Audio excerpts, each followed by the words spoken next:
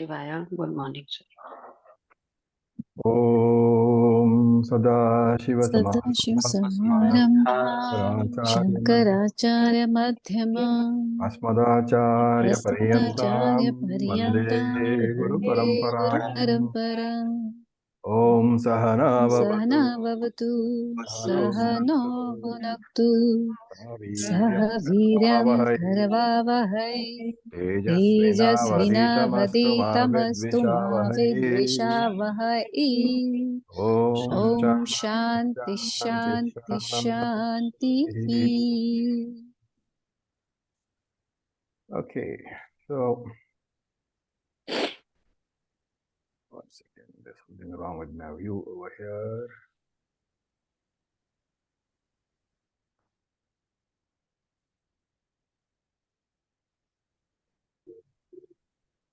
All right, so the speaker view.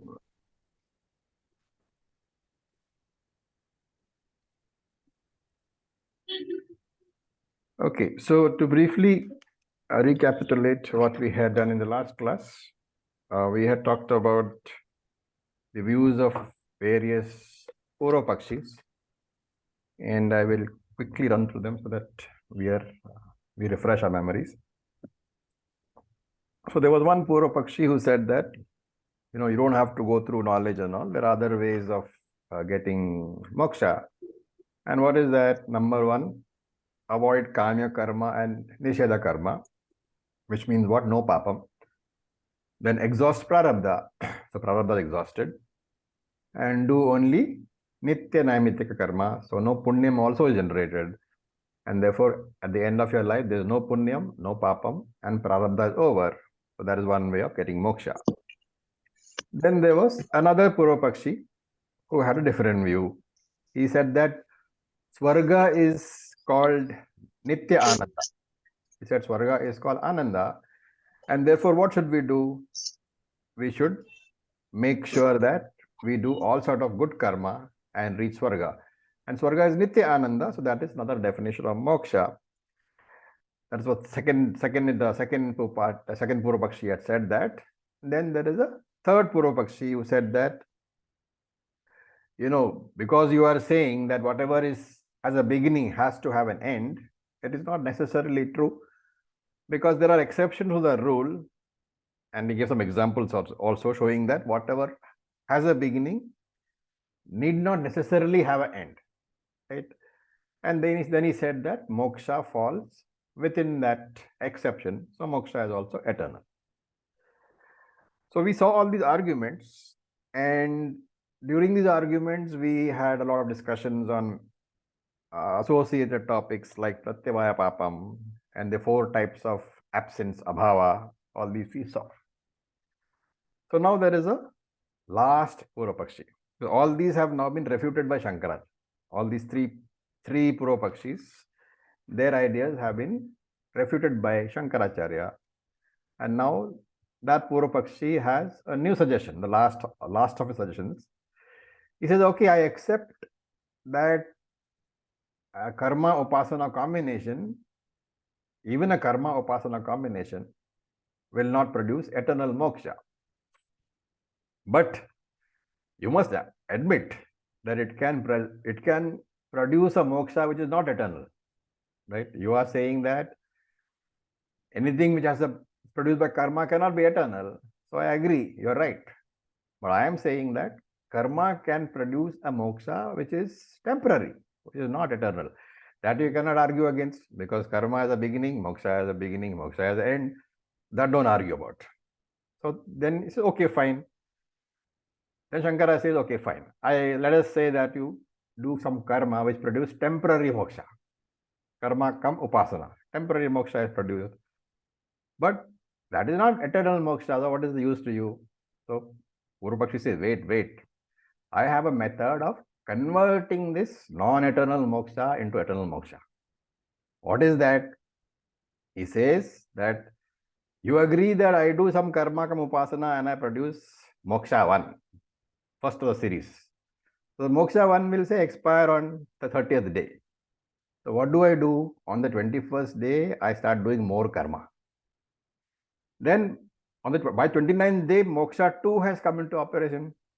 So by the time moksha 1 is over, moksha 2 has come into operation. And therefore, my moksha is continuing. Then another 21 days later, again I will start another karma process and I will generate moksha 3. So by the time moksha 2 is over, moksha 3 has come into being. And so on. Every time this temporary moksha is about to get over, what will I do? I'll produce another temporary moksha. And therefore, a series of temporary mokshas I'll produce, which means what? My moksha is eternal. I don't need to come to your jnanam at all. I've got this great way of doing that. So I am producing a series of temporary mokshas. Okay. And therefore, the moksha born from this never stopping karma will also be never stopping. It is eternal moksha. Shankara says, no, it is not acceptable. Can you guess the reason why?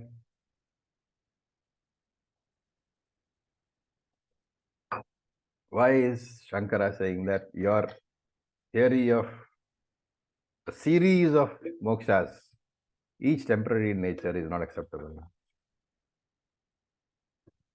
Because How do you know how long it is going to last? The one temporary moksha.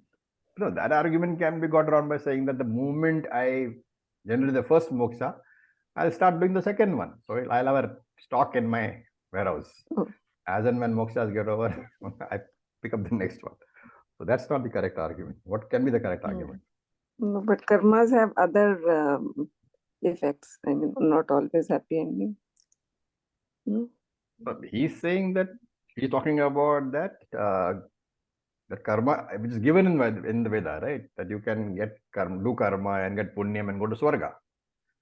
Remember, his argument here is that going to swarga is moksha, and therefore you have to negate that argument.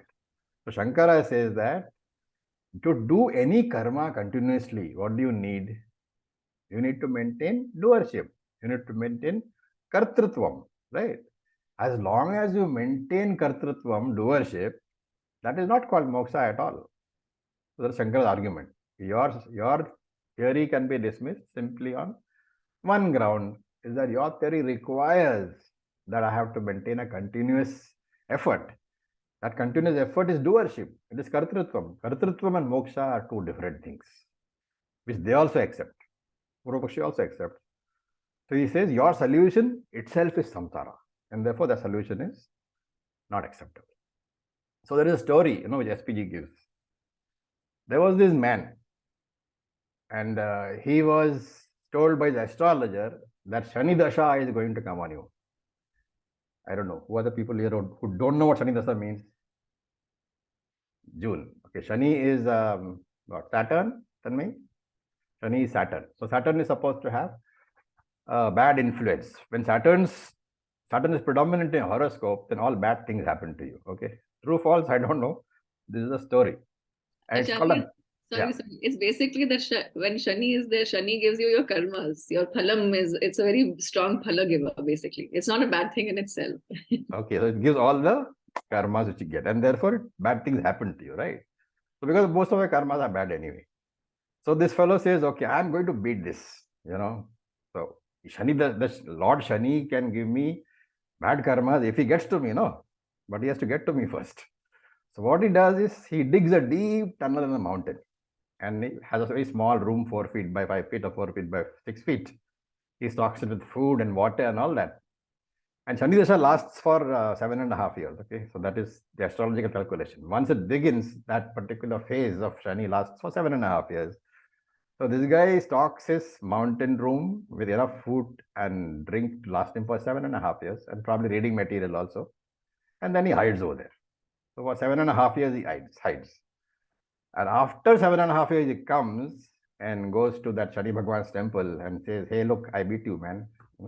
You couldn't get to me at all. What does Shani Bhagwan say? What does Shani Bhagwan say? He said, you were stuck in a 4x6 room for 7.5 years. How can you say I didn't get to you? You were in terrible agony, discomfort for 7.5 years. You chose that particular way, but I still got it. So that's the way. He's saying that the solution you are offering, that itself is the problem. That itself is samsara. So only when kartrutvam is dropped, then only moksha can end. And therefore Shankara concludes by saying there is no option but to come to jnanam, because only when avidya, the very cause of bondage, is removed, avidya is the cause of what? Upasana and karma. And therefore, when avidya is removed, when kartrutvam is removed, upasana and karma cannot be there. That itself is moksha. So only when that is there, you can abide in your higher nature as akarta atma. And that atma itself is Brahman. And therefore, by knowing that Brahman alone, avidya is removed. Hence, this Upanishad, he says, this is all, mind you, this is all the introductory bhashya, okay? We have not got anywhere near the Upanishad. So here he is saying, therefore this Upanishad has been begun for the purpose of giving Brahma Vidya. And here Shankaracharya gives what in Sanskrit is called Vyutpatti. Vyutpatti is the etymological derivation of the word Upanishad. I think you already spoke about this, but anyway, since he gives it here, we'll speak about it very clearly. So he says Upanishad is called by that name because it is Brahma Vidya, and there are 4 reasons. One is that it weakens the effect of Garbha, Janma, Jara. What is Garbha, Janma, Jara? Conception, birth, and old age. These are all caused by Prarabdha only. So Upanishad Jnanam, it weakens the effect of this on you. How does it weaken the effect of this on you? You understand that you are not the body-mind complex, and therefore, while the body, you cannot weakens the effect of Prarabdha, doesn't mean that Prarabdha stops acting on your body-mind sense complex. Prarabdha will continue to act, but you will learn to not get disturbed by it. That is the first one. That is the first reason why it is called Upanishad. Then it's called Sanchita Agami Avasadanat, because it destroys Sanchita Karma and Agami Karma, also it destroys. Therefore, it is called the Upanishad. Thirdly, it takes you near to Brahman. Brahman Upa Nigamyatratvat. It takes you to Brahman, near to Brahman. Therefore, it is called Upanishad. And the last one is because it is, you are sitting close to it, Upani. And what is it? Param Shreyam. That knowledge which you are sitting close to, that is the knowledge which gives you moksha. Therefore, it is called Upanishad. Because of that, the text is called Upanishad. So with this, at last, the introductory bhashya is over. Remember, I have given you, I only extracted some meanings and given you. The whole bhashya, if you study the bhashya, it will run in probably 20 or 35 classes. So since we don't have that kind of leeway, nor do we have the Sanskrit expertise necessary for that, I have just given you the overall bhashya. So now we will enter into the Upanishad proper. So Taittiriya Upanishad is from Yajurveda. Now Yajurveda has 2 branches, Krishna Yajurveda and Shukla Yajurveda. Each Veda has 4 parts. Do you remember? What are the 4 parts of a Veda? What are they?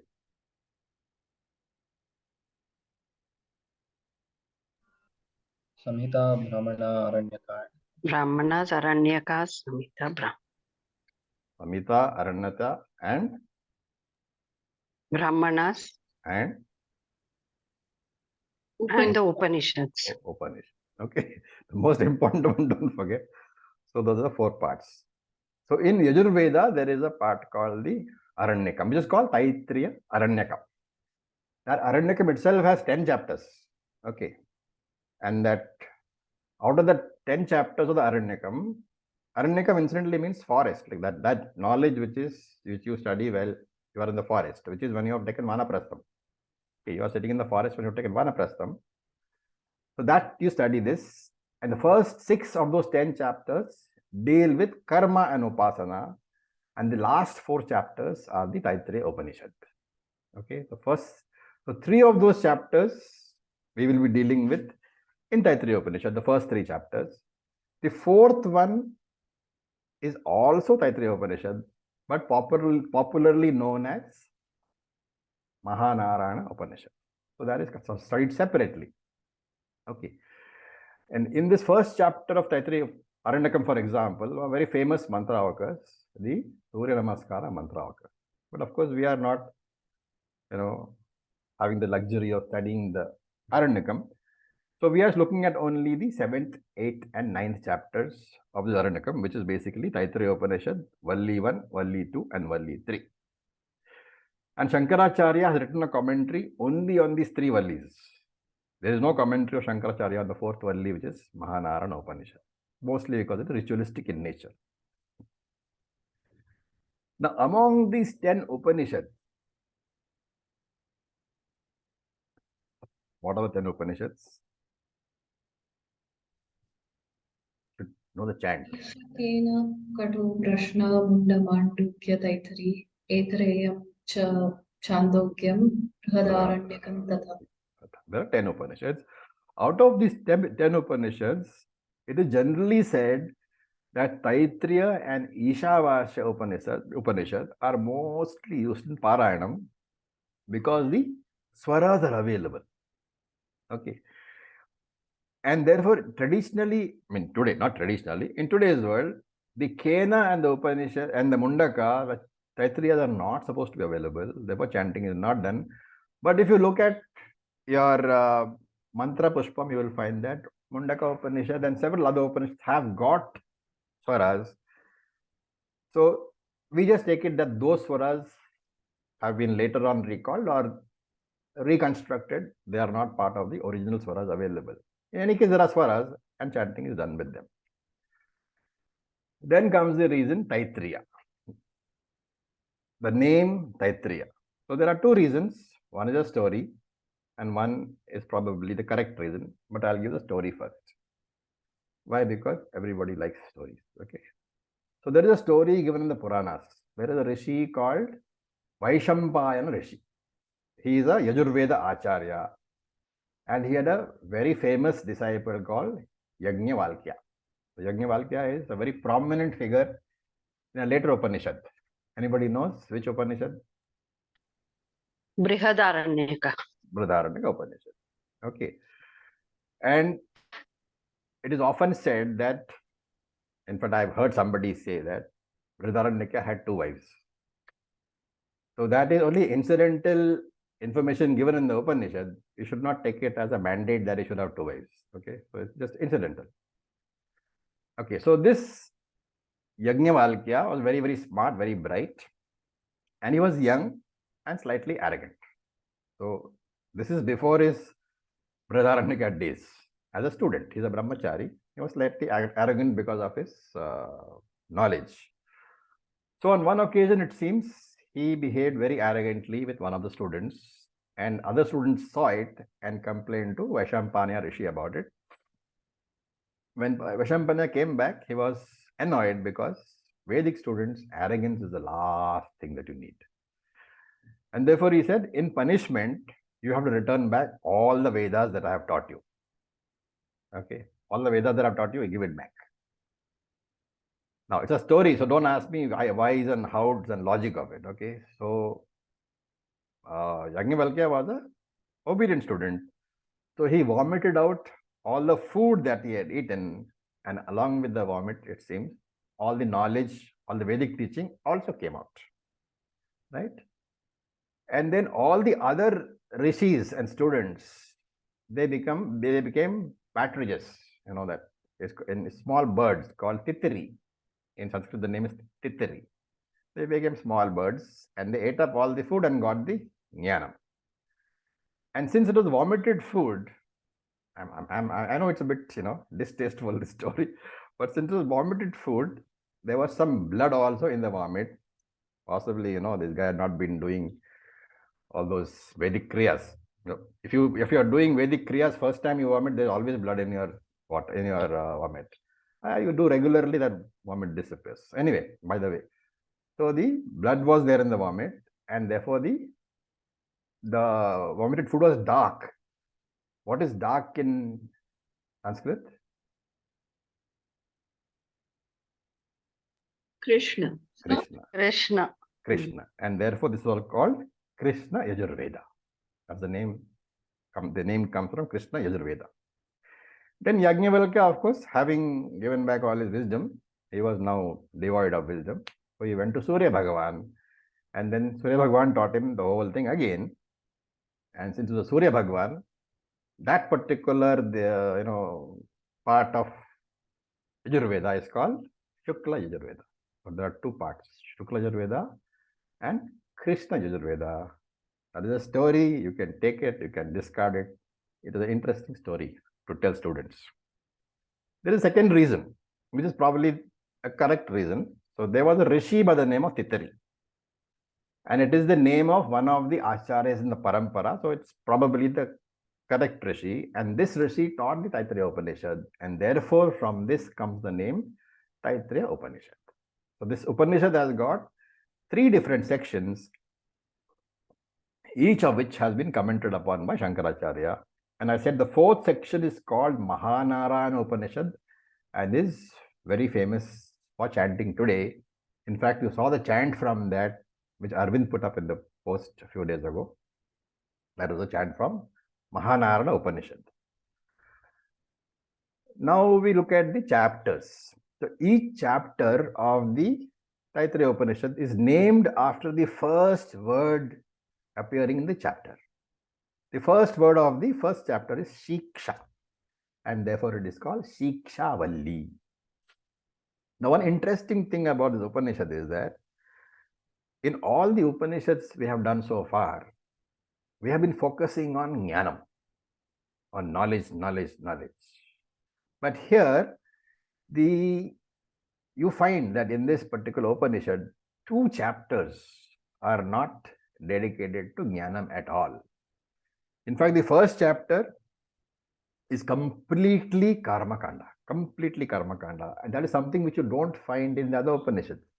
So from that point of view, the first chapter is very important because you get the taste of what Karma Kanda really is. By the time you finish the first chapter, you'll be familiar with a lot of quotations which you may have been hearing here and there in the Vedas. We also have been talking about it, but all is coming from here. Karma Kanda is summarized in this first chapter. Even the 3rd chapter is not Jnana Kanda. Vedanta or Jnana Kanda is only the 2nd chapter of the Taittiriya Upanishad, which is the most important chapter, of course. The 1st and the 2nd chapter, the basic Tattparyam is what? Jnana Yogyata. Disciplines in the form of karma and in the form of upasana. Now, there is another uniqueness about this Upanishad. Most Upanishads pick up the Shanti mantra which is applicable to that particular Veda. Right? So they have only one Shanti mantra. In this Upanishad, you'll find there are 2 Shanti mantras. The first one you already chanted, Shanno Mitra. That is the Shanti mantra of the first chapter. The 2nd and 3rd chapters have got Sahana Bhavatu, another completely different Shanti mantra. Okay, any questions? Now we can enter into the Shanti mantra, which is the Upanishad proper. Okay, each. Yes, Maida. Was it the 2nd chapter you said, which was dedicated to Yes. Jnanam, or the 3rd? 2nd chapter. Okay, and what is the name of the chapter? Bhriguvalli. Bhriguvalli. And the 3rd one? Brother, let's go one thing at a time. 2nd chapter is not Bhriguvalli, it is Brahmanandavalli. Okay, and that's the Bhriguvalli. one dedicated to Jnanam, and the 3rd one is dedicated to what? 3rd one is the dedicated to Sadhanani. So first one is Sadhanani, 3rd one is Sadhanani. 2nd one, Brahmanandavalli, is dedicated to Jnanam. Okay, thank you. Okay, so you have Shikshavalli, you have Brahmanandavalli, and you have Bhriguvalli. Three chapters are there. Okay.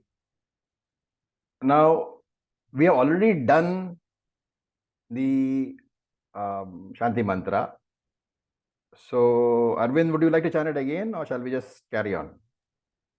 We can chant it again, Ravi. Yes, please. And till where I will chant? The Shanti Mantra fully. Okay. And everybody can do a follow, one of those call and respond. I think there will be a lag. If one of you do, that's better. Okay, then Tanmay, would you do this? The rest can mute. Arvind can chant and Tanmay can respond. Om Shanno Mitrasham Varunaha Om Shanno Mitrasham Varunaha Shanno Bhavatvaryama Shanno Bhavatvaryama Shanna Indro Brihaspatihi Shanna Indro Brihaspatihi Shanno Vishnururukramaha Shanno Vishnurukramaha Namo Brahmane Namo Brahmane Namaste Vayo Namaste Vayo Tvameva Pratyaksham Brahmasi Tvameva Pratyaksham Brahmasi Tvameva Pratyaksham Brahma Vadishyami Tvameva Pratyaksham Brahma Vadishyami. In the Mantra Pushpam, it is given Tvameva. The Tva is wrong, it's incorrect. So it's Tvameva Pratyaksham Brahma Vadishyami. Tvameva Pratyaksham Brahma Vadishyami. Ritam Vadishyami. Ritam Vadishyami. Satyam Vadishyami. Satyam Vadishyami. Tanmamavatu. Tanmamavatu. Tadbhaktaramavatu. Tadbhaktaramavatu. Avatu mam. Avatu mam. Avatu Vaktaram. Avatu Bhaktaram. Om Shanti Shanti Shanti. Om Shanti Shanti Shanti. Thank you. Okay, as Arvind mentioned, those of you who are using the Mantra Pushpam, you should correct it. It says over there, Tvameva, that is a Tvameva only. Okay, so that correction needs to be made. Otherwise, chanting will go wrong. So this is Shanti Mantra. And here you look at Sham. Sham means what? Sham means Sukham, or Sham means blessings in this case, a source of Mangalam. Sham means Mangalam. And this is addressed to various devatas. Various devatas we are addressing and seeking their blessings to us, for us. Right? Mangalam is a blessing. So first devata is Mitra. Now you will find in many books translation friend. Okay. So Mitra is not friend here. Mitra is the first devata to be addressed. And Mitra is the presiding deity of the daytime. Ahan. Aha. Aha is Sanskrit for daytime. So Mitra is presiding deity of Aha. Shankaracharya writes, Ahan Abhimani Devata. The one Devata who is identified or presiding over the day. And this Devata who presides during the day, what does he preside over? Pranaha. Pranaha Vrittehe. So Vritte means the activity of, the Pranaha Vritte means activity of the prana. So there is exhalation and inhalation that particular Devata presides over. Okay. Now again, because many of you are yoga students also, but all of you have done the Bhagavad Gita, so the confusion should not arise, because prana is what? Exhalation or inhalation?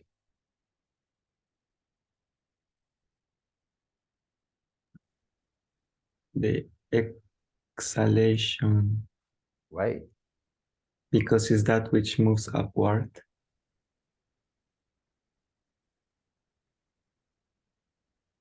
Anybody?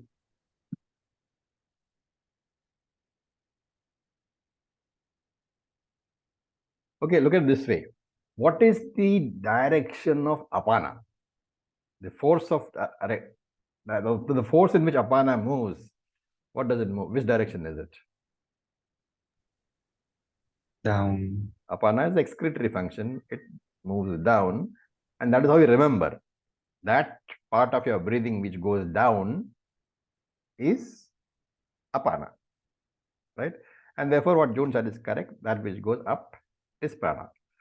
So the inhalation is the air going downwards. Inhalation is apana, and exhalation is prana in this case. So here he is saying that, O Devata, O Mitra Devata, please let my breathing continue during the class. Let me not fall dead before the class is over. Okay, at least until the class is over, keep me alive so that I can get some particular jnana. Then the next one is Shanno Bhavat. No, Shan Varuna. First one is Shanno Mitraha. So that no here is what? Naha. No has to be taken as na plus a visarga. Naha. Naha means for me. Remember the difference between na and naha. So when you are chanting, if you say Shanna, then it means that you're asking the Mitra Devata, that you don't want your prana functioning during that time. So it is naha means for me. So Shannaha Mitraha, O Mitra Devata, please let my exhalation and inhalation continue during the class. Then Varunaha, Shan Varunaha. Shan again, may Varuna Devata be a source of Mangalam. Now, if you look at it, everything is logical, okay? The deity of the daytime is the one who is functioning over the prana, and the deity of the night time, Varuna is the deity of the night time. He is functioning, presiding over apana vrittehe, on apana. So may my breathing, inhalation continue. So the technical definition is adho gamanavan vayuhu apanaha. That vayu, that flow of air, adho gamanavan, which moves downwards in your body, that is apana. So let that apana continue during my class. And therefore, don't confuse the deity with the timing of the breathing. You are not telling the deity that let me have one breath during the daytime and one breath during the night time. Okay, it might be interpreted that way. It's not like that. One is the presiding deity of the day, one is the presiding deity of the night. You are praying to both of them and saying, let my apana and prana both be a continuous source so that I can be alive, so that I can study. Then it says, Shanno Bhavati Aryama. So that you have to break it properly. Bhavatyarma, Bhavati Aryama. Aryama is the presiding deity of the eyes, which is what?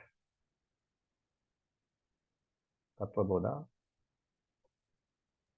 Sun. Surya Devata. So, Aryama is the Vedic name. It is the presiding devata who is Surya Devata itself. So, may Lord Aryama give me the strength to have keen vision. And then Indra Shanno Indro Brahaspatihi. May Indra, Lord Indra and Lord Brahaspatihi Shannaha be a source of Mangalam for me. Indra is who? Bale Indraha. Indra is the presiding deity of strength. So may he bless me with happiness. And Brahaspati is who? Vachi Buddhau. He is the Lord of speech and intellect. Shanna Bhavatu. May Lord Brahaspati bless me with happiness. Now remember here, Shishya is praying. He's also saying that please also bless my teacher so that his buddhi functions well and he is able to communicate well to me so that I can understand. So the prayer is for both. Let me be alert in class and let not my teacher slip off. Let him also be alert so that what he says I can understand. Then Sanno Vishnuhu Urukramaha. So this is Urukramaha is the Lord of long strides. His strides are very, very long. What is the reference to? Which story? Some of you must be knowing the story. Vamana Avatar. Vamana Avatara story. Okay, so I am not going to go into that story. Those who don't know the story can look up the Onam festival story in the internet. They'll know what it is. Then, so this Vishnu is the presiding deity for the legs. If you remember Tattvabodha, you can understand that also. And Shankara adds here that in this manner, don't stop with just these particular devatas. Why? Because each devata is the presiding deity of one organ. And therefore, in the same manner that you're invoking like this, you have to invoke all the 17 devatas associated with all the 17 indriyas of the Sukshma Shariram. Shankaracharya's commentary there. Very, very potent, which you don't find. And none of us would have thought of it. We would have simply gone ahead with this prayer. But Shankara is saying that these devatas who are mentioned here are only representative, upalakshanam for the entire set of 17 devatas. And they, afterwards, Namo Brahmane, prostrations to Hiranyagarbha, Namaste Vayo, prostrations to Hiranyagarbha. Again, what can the possible difference be? Why is it not Punarukti dosha? Because Brahmane here is Hiranyagarbha. Hiranyagarbha is also Samashti Pranaha, Vayu is Samashti Pranaha. Therefore, Namo Brahmane Namaste Vayu is a prostration twice to Prana Devata. One Samashti and the other is Vyashti. Samashti is Hiranyagarbha. The second Vayu refers to Prana Devata, which is Vyashti Devata. Hiranyagarbha's avatara as a micro level Devata. So I hope all of you all know, right? Samashti means macro and Vyashti means micro. I'm using these words because we are now far into the Upanishads. I'm presuming that all of you all know. If for anybody any word is unclear, please don't hesitate to stop me. Shankaracharya writes in his commentary very clearly that Brahmane, Namo Brahmane means my Namaste, my obeisances to Hiranyagarbha, and Namaste Vayu means my obeisances to Prana Devata in the Vyashti form. So Hiranyagarbha is Pranatattvam in the Samashti form. In the Vyashti form also he is Pranatattvam. But what is the difference? As Samashti Hiranyagarbha, he cannot be experienced. As Vyashti Prana, he can be experienced. He is Pratyaksham in the form of your breathing. Your breathing you can experience. For every breath that you experience, you are experiencing Hiranyagarbha in his micro avatara, in his Pratyaksha form, in the Vyashti avatara. In Samashti form, Hiranyagarbha is Paroksha. He cannot be experienced. He is away from you. But in Vyashti form, he is very much there for you. And therefore Shankara says, therefore we pay our obeisances to Hiranyagarbha in both these forms. One at the Samashti level, Samashti Prana, one at the Vyashti level, Vyashti Prana. Okay, any comments so far? Any questions so far?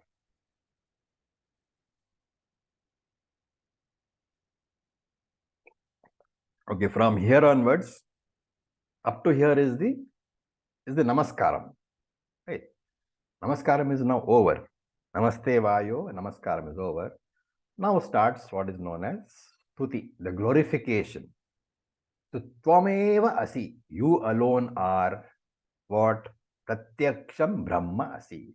You alone are that Brahma, the intimately known Brahman, and I shall declare this, Vadishyami.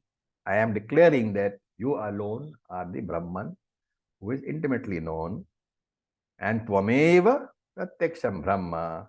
Again, I will declare that you alone are the Brahman who is intimately known, and rhythm and Satyam. So we look at these words slightly later. Rhythm Vadishyami, Satyam Vadishyami. I am saying that you are rhythm. This is not the English rhythm, okay? Don't think of it as musical something. This is not English rhythm. The rhythm is the Sanskrit word. So you are rhythm and you are Satyam. That two words we'll look at slightly later. Tad avatu mam. May that avatu is to protect. Tad, that Brahman, may he protecting me by enabling me to understand correctly. Tad avatu vaktaram. That Brahman, vaktaram. Vaktaram is the one who talks, who is the speaker, in this case the Acharya. Tad avatu vaktaram. First, tad avatu mam. May that Brahman protect me. And then student remembers that there is somebody else to be protected, and that is my teacher. So he says, Tad avatu vaktaram. May that Brahman bless my teacher also by giving him the ability to communicate properly. Proper communication skills the teacher must have. And if the student doesn't understand the teacher, so Shankara here thinks, if the student doesn't understand the teacher, then it means the teacher has not been blessed by Hiranyagarbha. So avatu mam, may he protect me. Avatu vaktaram, may he protect the teacher. The repetition of these two words are to highlight these two skills. The knowing, understanding on the part of the teacher or the student, and communication on the part of the student. And Om Shanti Shanti Shanti. So in short, through this Shanti Pataha, the student is asking for Jnana Yogyata Praptihi. In other words, Chitta Shuddhi. So he is saying, let all my organs be in a fit condition to absorb the teaching. So this is also called Karana Yogyata Praptihi. Okay. Jnana Yogyata Prapti is okay. But here, more specifically, it is Karana Yogyata Praptihi. Karanam means instrument. And here Karanam can mean any of the 17 organs of the Sukshariram. So Karana Yogyata means let all the 17 organs, it can also be 19 organs, depending on how you have analyzed Tattva-bodha. So 17 or 19 organs of the Sukshariram, let them all be in fit condition, so that there should not be any obstacles, any pratibandha. And there are three types of pratibandhas: Adhyatmika, Adhidaivika, Adhibhautika. I am assuming that you are all familiar with these three terms, so I am not explaining them. And 7 devatas have been invoked here. Mitra Devata presides over Pranavritti, the exhalation principle. That which goes, air which goes out of the nostrils. Prak Gamnavan Vayu. The second one is Varuna Devata. It presides over Apana Vritti, the inhalation principle. Adho Gamanavan Vayu. That Vayu which goes into your nostrils and going down. And therefore, Mitra and Varuna stand for the respiratory system. So when I am doing Shravanam, please don't let me get an asthmatic attack. In short, let me be fit and proper. Aryama Surya Devata resides over Chakshu Indriyam. May my eyes be in good condition. Indra presides over hands and strength. May my hands be strong enough to write my notes. Brahaspati stands for wisdom, communication, intelligence. It is important for both student and teacher. Brahaspati means Vachaspati, the one who can speak well also. Then Vishnu, who presides over the feet. So the capacity to move, to serve, even to sit, your legs must cooperate. So here Uru means big and Krama means the stride. So Uru Krama is big strides. And as I said, it relates to the Vamana Avatara Mahabali story. The seventh and last Devata is Vayu Devata, otherwise called Hiranya Garbha Devata. It also refers to Vyashti Vayu Devata. So that same Lord who is invisible in the form of Samashti Prana, for me he is Pratyaksham in the form of Vyashti Prana. So in the form of the total mind, Hiranya Garbha is invisible, Samashti Prana. In form of the Vyashti Prana is very much Pratyaksham, because I can understand, I can sense that I am breathing. And what do I invoke them all for? Only one purpose. Sham Bhavatu. Sham means Mangalakarta. Let them all be a source of Mangalam for me. So for each Devata, you have to add Sham. Let that Devata be a source of Mangalam for me. And Naha means for us. And here, the us includes students and teacher, because the teacher's memory and the throat have to function properly. So may all the Devatas be the source of Mangalam, auspiciousness. To that Devata, to that Hiranyagarbha, I do my Namaste, Namaskara. And to that Vayu Devata in the form of individual prana also, Vyashti prana also, I do my Namaskara.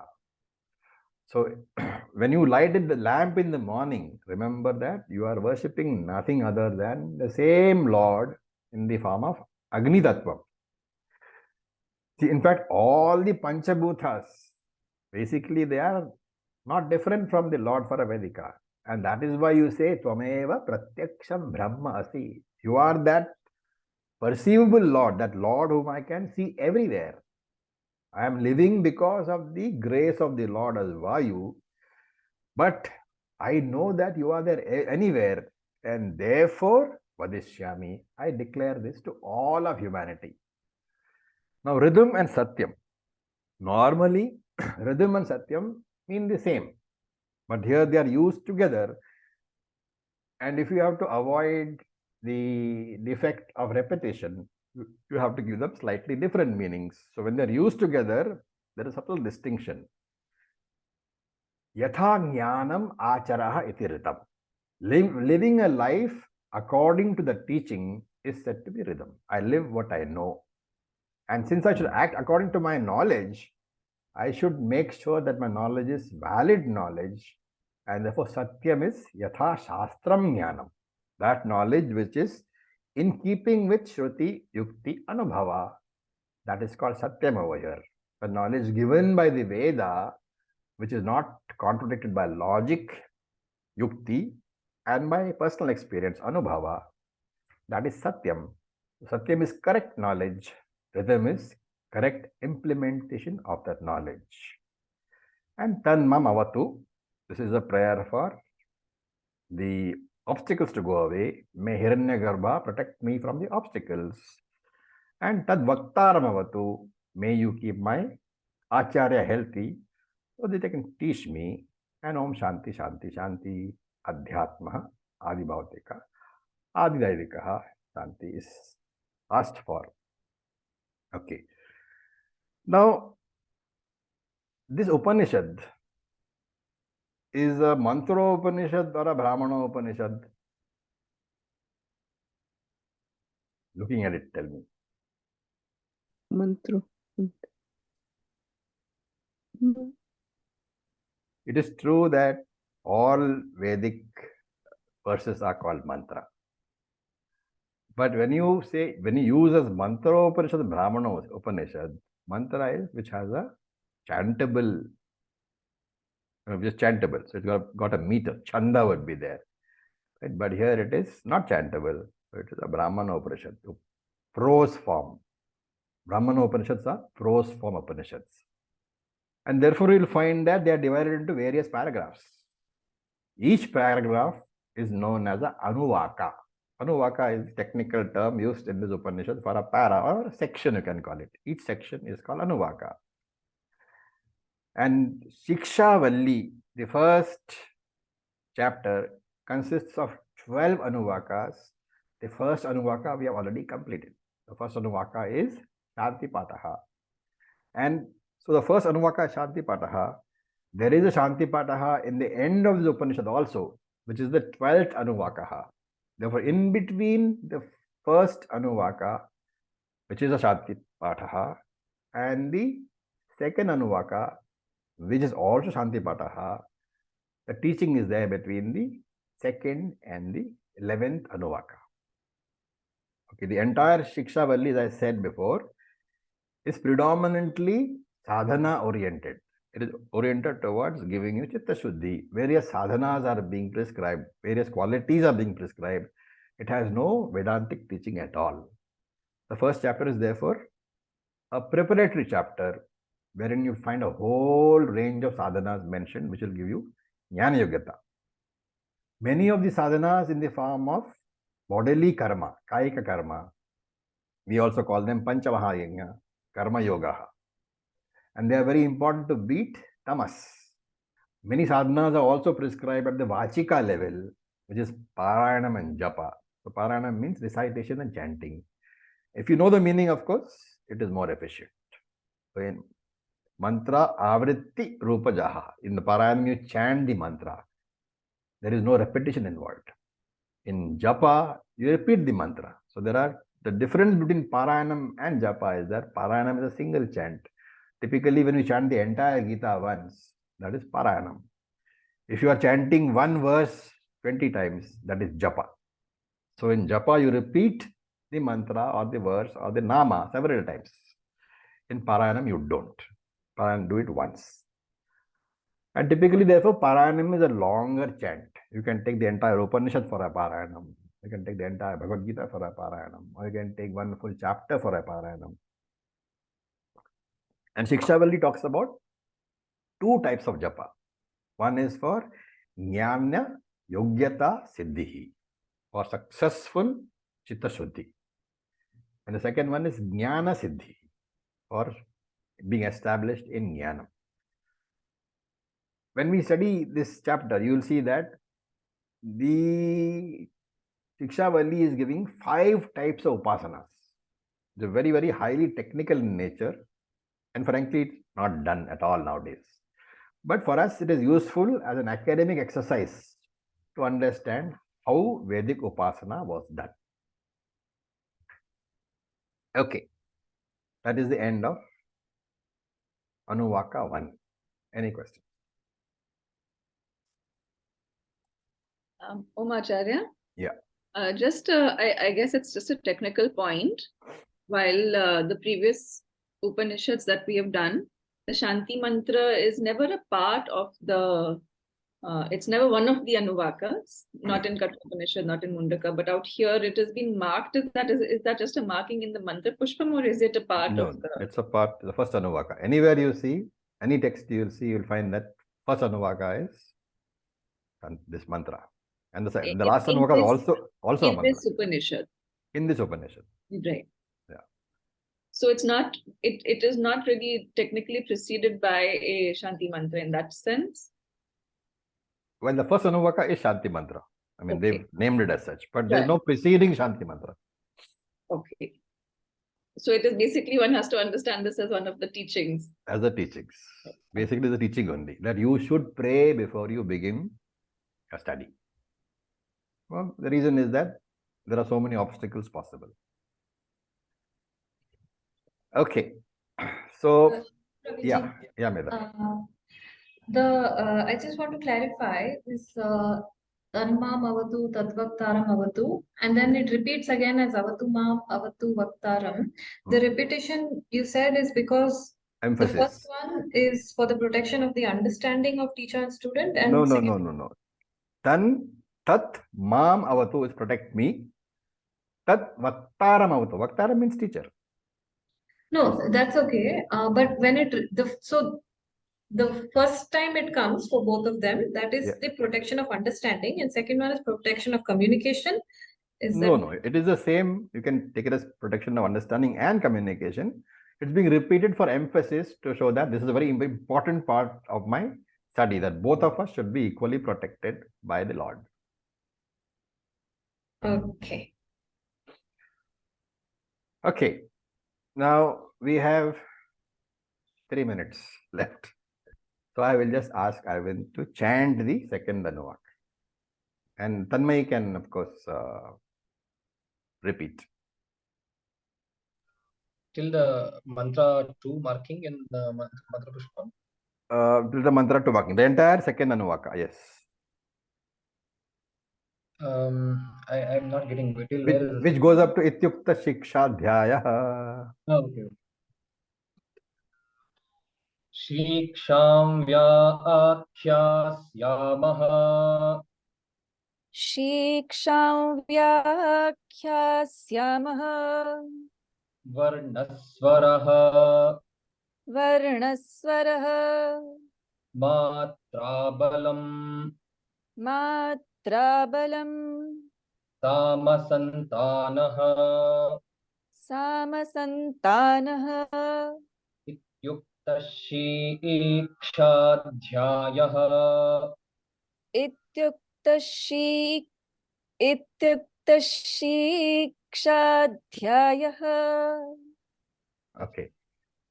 So if you look at the text I've sent you, it is without any those marks, so it will be difficult to chant. But if you look, those who have got mantra pushpam, they will see that Shiksham and over Vya is a double line which indicates the elongation of the matra. So Vyaakhya Syamaha.